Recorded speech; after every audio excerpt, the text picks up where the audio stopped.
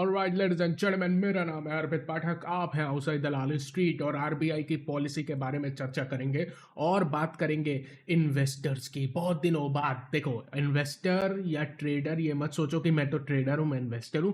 ये सोचो शेयर बाजार में आप पैसा कमाने आते हो, और हम बात करेंगे कि शेयर बाजार में पैसे कमाने की सबसे बड़ी अपॉर्चुनिटी इस बाजार में कहाँ है। लेकिन उससे पहले सबसे पहले बात कर लेते हैं आरबीआई मॉनेटरी पॉलिसी की। अगर मैं बहुत ज्यादा तेज बोल रहा हूं तो आप मुझे बता देना कमेंट सेक्शन में कि भाई साहब थोड़ा आराम से बात किया करो, बता देना, कोई दिक्कत नहीं है। सबसे पहले आरबीआई पॉलिसी। आरबीआई की पॉलिसी मैं कहूंगा जबरदस्त। मतलब पिछले 10 पॉलिसीज जितनी मुझे याद हैं, इससे बढ़िया पॉलिसी मुझे याद नहीं है कि आरबीआई के द्वारा कब दी गई है। और हो भी क्यों ना, जब पूरा ग्लोबल मार्केट में इतनी अनसर्टेनिटी है तो हमारे गवर्नर साहब क्यों ना इस तरह की पॉलिसी लेकर आए जिससे बाजार को सहारा मिले। आइए मैं आपको एक एक पॉइंट को एक्सप्लेन करता हूं। कल मैंने आपसे बात कही थी कि 25 बेसिस पॉइंट का इंटरेस्ट रेट कटेगा, और ये सबको पूरी मतलब जग जाहिर था, पूरी दुनिया को पता था, और गवर्नर साहब ने बिल्कुल वही किया। कोई दिक्कत नहीं है, ये हमें पता था। लेकिन उन्होंने इसके आगे जो किया वो जबरदस्त है। उन्होंने खुद बता दिया कि हम अपनी मॉनेटरी पॉलिसी का स्टैंस बदल रहे हैं। ये भारी भरकम शब्दों को अगर मैं सरल भाषा में बात करूं तो उन्होंने कहा है कि आगे जितनी भी पॉलिसी आएंगी उसमें आप एक चीज का यकीन मानिए कि या तो इंटरेस्ट रेट सेम रहेंगे या तो इंटरेस्ट रेट कटेंगे। यानी अगर दुनिया में बिल्कुल त्राहिमाम नहीं मच जाता और कुछ एक्स्ट्रॉर्डनरी नहीं हो जाता है, जिसके लिए ऑब्वियसली फिर आप उनको ऐसा नहीं बोल सकते कि मान लीजिए दुनिया में कुछ बिल्कुल ही गड़बड़ हो गया और आप फिर उनको बोलने लगो। लेकिन उन्होंने बोला है कि आगे जाके इंटरेस्ट रेट या तो सेम रहेंगे या तो कटेंगे। यानी बढ़ने की संभावनाएं बिल्कुल ही बाजार अब नकार सकता है, बिल्कुल केयरफुली। और मैं आपको बताऊंगा इसका इम्पैक्ट हमारे ऊपर क्या पड़ता है।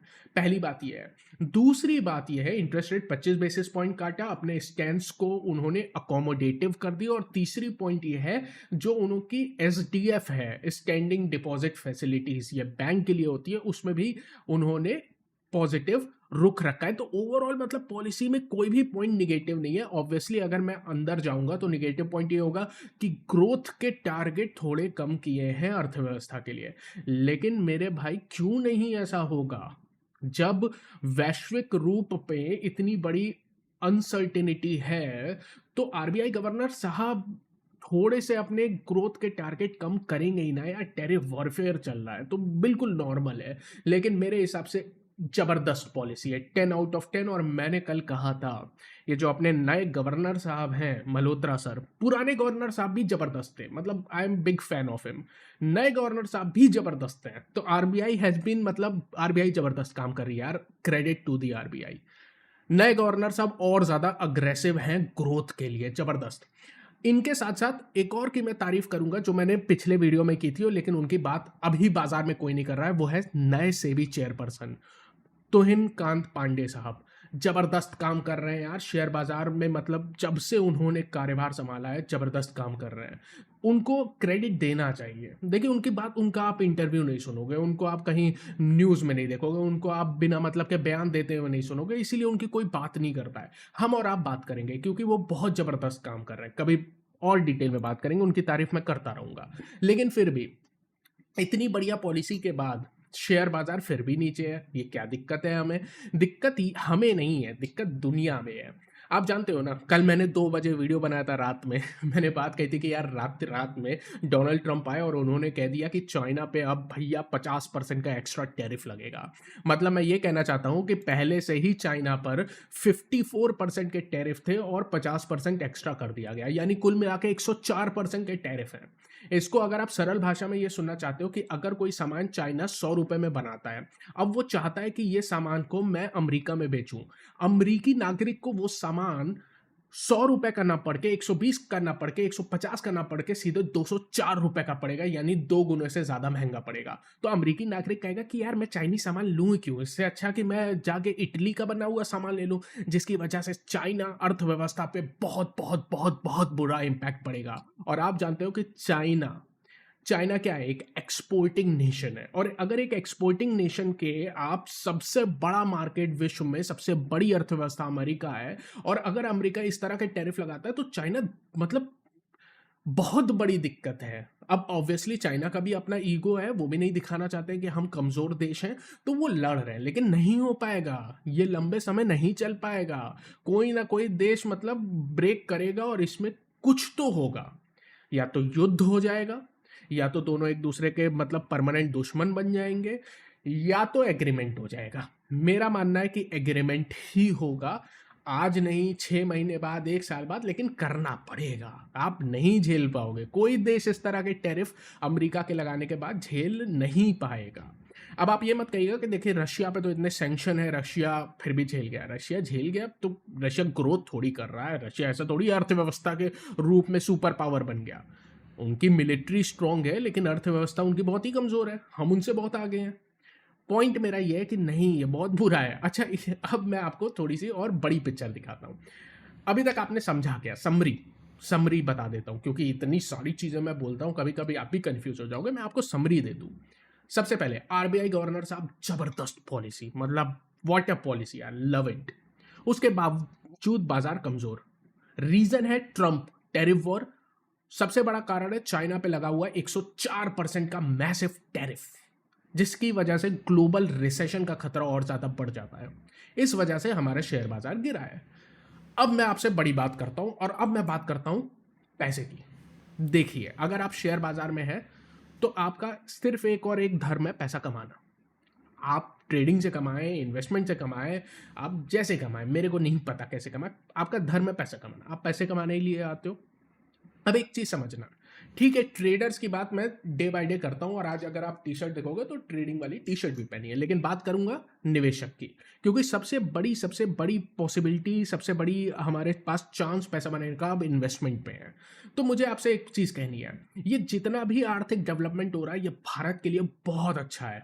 मतलब मेरे अपने इतिहास में, मेरी उतनी अभी उम्र नहीं हुई है कि मैंने वो काल देखे थे जब भारत आईएमएफ से लोन मांग रहा था, लेकिन मैंने अपने जीवन काल में, और जब से मेरे दिमाग में थोड़ा भी सेंस आया है, मेरे को ये समझ में आ रहा है कि यार ये भारत के लिए सबसे बड़ी अपॉर्चुनिटी है। और अगर मेरे जैसा छोटा आदमी ये चीज़ समझ पा रहा है, तो क्या हमारे बड़े बड़े लीडर्स और जो डिसीजन मेकर है, क्या वो नहीं समझ पा रहे हैं?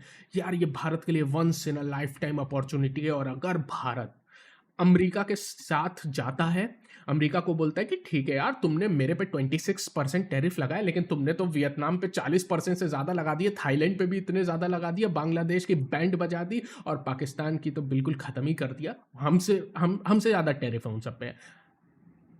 पॉइंट मेरा ये है, और चाइना का तो बिल्कुल बैंड बजा दे। पॉइंट मेरा ये है, अगर आप एशियान देशों में देखोगे तो हम तो भैया बल्ले बल्ले हैं। 26% टैरिफ है, हमारे ट्रम्प से रिश्ते अच्छे हैं। मेरे को लगता है 6 महीने के अंदर हम कहीं ना कहीं जाएंगे, ट्रम्प के साथ बैठेंगे, हम कहेंगे यार देखो, आप चाइना से लड़ चुके हो, आपकी चाइना से लड़ाई हो चुकी है। ऐसा तो होगा नहीं कि सारी चीजें आपके देश में प्रोड्यूस होने लगेंगी। आप एक काम करिए, हम अपने टैरिफ कम करते हैं ना। आपने क्या बोला है? Reciprocal tariff. रेसिप्रोकल टैरिफ का मतलब है आपने भगवान कसम तो खाई नहीं है कि मैं टैरिफ कम नहीं करूंगा। अगर मैं अपने देश के टैरिफ कम कर दूंगा, तो आप भी अपने देश के टैरिफ कम कर दोगे। मैं अमेरिका के पास जाऊंगा और कहूंगा चलो एक ट्रेड एग्रीमेंट कर लेते हैं, मेरे किसानों को छोड़ दो, एग्रीकल्चर और प्रोडक्ट हटा दो, मैन्युफैक्चरिंग में मैं अपने टैरिफ कम करता हूं, अब भी अपनी गाड़ियां, अपने सामान, अपना फोन यहाँ बनाइए और हमारे यहाँ बेचिए, कोई दिक्कत नहीं है। और आप भी अपने टैरिफ कम करिए, एक मिडिल ग्राउंड रखते हैं। मैं पूरी तरह से तो अपने टैरिफ हटा नहीं सकता, क्योंकि यार हम अभी भी डेवलपिंग देश हैं, हमारे यहाँ अभी भी उतनी ज़्यादा टेक्नोलॉजी नहीं है। सर आपके यहाँ तो क्या ही टेक्नोलॉजी है, आपके लोग जीनियस है, वो बात अलग है कि हमारे देश के ही लोग जाके आपकी टेक्नोलॉजी बना के देते हैं। लेकिन एक काम करते हैं, हमको आप थोड़ा सा लीवे दे दीजिए। आपको इसके अलावा क्या चाहिए? आपको इलॉन मस्क को टेस्ला की फैक्ट्री लगानी है, लगाओ भैया, बेंगलोर में जगह बनाओ, कर्नाटका में ले लो जगह और टेस्ला की फैक्ट्री बनाओ। और बताइए, स्टारलिंक को लाना है, स्टारलिंक को ले आएंगे। 5 ट्रम्प टावर बनाने हैं यार, गुजरात में 5 ट्रम्प टावर खड़ा कर देता हूँ। आप बताओ तो आपको क्या चाहिए? लेकिन बस एक काम करो, ट्रेड एग्रीमेंट करते हैं। आपको भी ट्रेड एग्रीमेंट चाहिए, मुझे भी चाहिए। मैं अपने टैरिफ थोड़े कम करता हूँ, आप अपने टैरिफ कम करो, दोनों मिलके आगे बढ़ते हैं। और चाइना, आप बैंड बजाते रहो। बहुत बढ़िया अपॉर्चुनिटी है, और ये होगा। अगर ये होगा, आप नोट कर लो और देखिएगा। जिस समय ये जो टैरिफ वॉर है ना, ये ट्रांजिटरी है। ये मतलब लगातार लगा रहे हैं और लगा रहे हैं, ऐसा होगा नहीं है। अंत में सारे देशों को अमेरिका के पास जाके निगोशिएशन टेबल पे बैठना है और भारत की पोजीशन निगोशिएशन टेबल पे सबसे बढ़िया है। तो एज अ निवेशक मेरे को अगले 6 महीने का नजर आ रहा है। 6 महीने में मेरे को ये नजर आ रहा है कि जिस तरह का टेरिफ वॉर चल रहा है अभी, इसका तो अभी ये शुरुआत है, अभी तो ये और ऊपर बढ़ेगा, और ऊपर बढ़ेगा तो शेयर मार्केट और नीचे जाने के चांसेस हैं। अब मैं आपको थोड़ा सा और बात करता हूँ। अगर आप टेक्निकली देखें तो मार्केट बेयर मार्केट में है भारत का, और बेयर मार्केट में रहते हुए हम नया लो बना रहे हैं। इसका मतलब है शेयर मार्केट यहाँ से और गिरना चाहिए, गिरने के स्कोप हैं। अगर आप मेरे से लेवल पूछते हो, मैं आपको कुछ लेवल्स की आराम से चर्चा कर लेता हूँ। सबसे पहले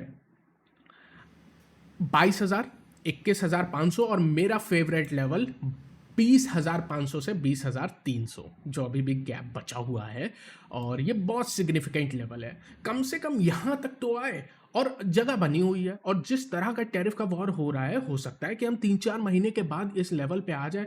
तो मेरे को पहले ही अपना दिमाग बना लेना है कि चलो ठीक है यार, मैं तैयार हूँ, बाजार गिरेगा मैं तैयार हूँ, मैं शॉक नहीं होऊंगा। फिर मैं वो यूट्यूब पे वीडियो देख के मतलब पागल नहीं हो जाऊंगा, जैसे यूट्यूब पे वीडियो नहीं बनाते 1929 जैसा सिनेरियो बन रहा है। अरे यार जाओ, 1929 जैसा सिनेरियो, यहाँ पर सारी चीज़ें प्रॉपर है। भारत के लिए once in a lifetime opportunity है, और अगर शेयर मार्केट बढ़िया लेवल पे आएगा, हमारे जबरदस्त कंपनी, जो आप 26,300 पे जाके आप लोग IRFC, RCF ये सब खरीद रहे थे, इतने महंगे महंगे शेयर, मतलब 80-80 के पी मल्टीपल पे, डीमार्ट 100-100 के पी मल्टीपल पे चल रहा था। अगर निफ्टी कल को मान लीजिए 21,500 और 20,300 पे आ जाता है, आपको नहीं समझ में आता यार कितना बढ़िया लेवल्स रहेंगे, कितने बढ़िया पी मल्टीपल पे हमें मिलेगा। हाँ, मैं बॉटम नहीं पकड़ पाऊंगा और ना बॉटम आप पकड़ पाओगे, लेकिन किसने कहा कि इन्वेस्टर बॉटम पकड़ के आप बनेंगे? नहीं, कोई जरूरत थोड़ी है कि मेरे को आज 1 लाख लगाना है तो पूरा झोंक दूं तुरंत ही।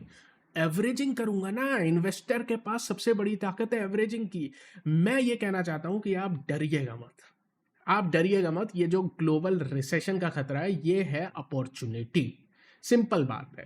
अब मान लीजिए अगले, अब ऐसा नहीं होगा हम पहली बार 4% गिरे थे, आगे जाके भी हमारा शेयर मार्केट 4-5% एक दिन में गिरेगा, उस दिन आप और हम दोनों पैनिक करेंगे। लेकिन उस दिन याद रखेगा बड़ी पिक्चर। आपको याद होगा 2 दिन पहले ही हमारा शेयर मार्केट 4% गिरा था, कितना पैनिक मचा था भाई दुनिया में, मतलब हर बंदा वीडियो बना रहा था स्टॉक मार्केट पे, हर बंदा। और उसके बाद बाउंस आ गया। अब जब बाउंस आ गया, लोग थोड़ा सा नॉर्मलाइज होंगे, फिर एक दिन गिरेगा 3-4%। बट आप बड़ी पिक्चर याद रखना कि ये एक अच्छी चीज़ है। अब मैं आपको कुछ ट्रिक्स बता के जाता हूं ताकि आपका काम हो जाए, और ये कोई जादुई ट्रिक्स नहीं है, ये proper fundamental, economic fundamental tricks हैं, जिससे आप पकड़ पाओगे कि मंदी आ रही है कि नहीं आ रही। सबसे पहले, ये कल के रात के वीडियो में बताया था, सबसे पहले आपको देखना है क्रूड ऑयल। क्रूड ऑयल अगर यहाँ से और ज़्यादा गिरता है, वो पहला संकेत है कि दिक्कत है, ग्लोबल आर्थिक रिसेशन आएगा। और अगर आर्थिक रिसेशन वैश्विक स्तर पे आएगा तो हम भी बचेंगे नहीं। हमारा निफ्टी कोई ऐसा नहीं है कि प्लूटो से आया तो हम बच जाएंगे, हम भी गिरेंगे। लेकिन आपको एक चीज समझना है, क्रूड का गिरना सबसे पहला सबसे बड़ा संकेत है रिसेशन का। हो सकता है आप कंफ्यूज हो जाओ, यार हम तो क्रूड निर्यात करते हैं, इंपोर्ट करते हैं, अगर हम क्रूड को इंपोर्ट करते हैं तो क्रूड का गिरना हमारे लिए अच्छा है? जी हाँ, लेकिन यहाँ पे वो फैक्टर नहीं है। यहाँ पे सबसे बड़ा फैक्टर है ग्लोबल रिसेशन का। क्रूड का गिरना सिंपली ये दिखाता है कि वैश्विक स्तर पर जो भी ट्रेड हो रहा है वो क्रश हो रहा है, और ट्रेड वॉर का सबसे बड़ा इंपैक्ट ट्रेड पे होता है। और ट्रेड किस तरह से किया जाता है भाई, बिना क्रूड ऑयल के क्या ट्रेड करोगे?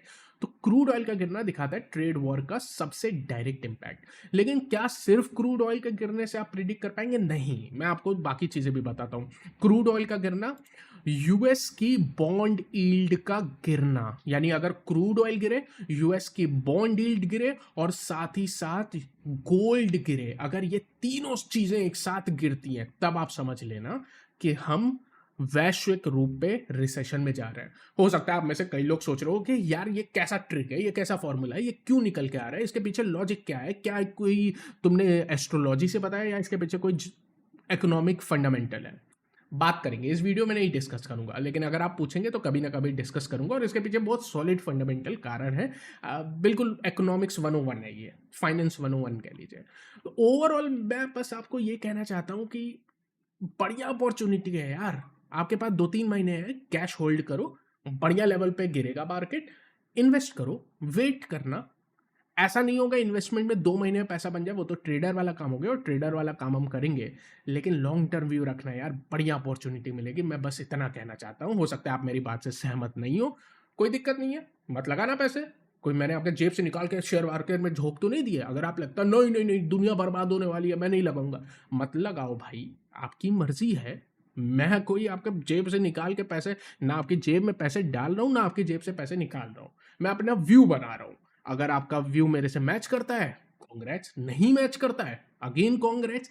अगर आपका व्यू मैच नहीं करता और आप मेरे से तथ्यों पे बात करना चाहते हो कि यार नहीं, तुमने ये जो बात बोली है, ये इस हद तक सही है, लेकिन अगर ऐसा हो गया तो तुम गलत हो जाओगे, मैं उसको अप्रिशिएट करूंगा कि आप अपने दिमाग लगा के मेरे खिलाफ बात करोगे और मेरे को सिखाओगे कुछ नया। I will appreciate that both.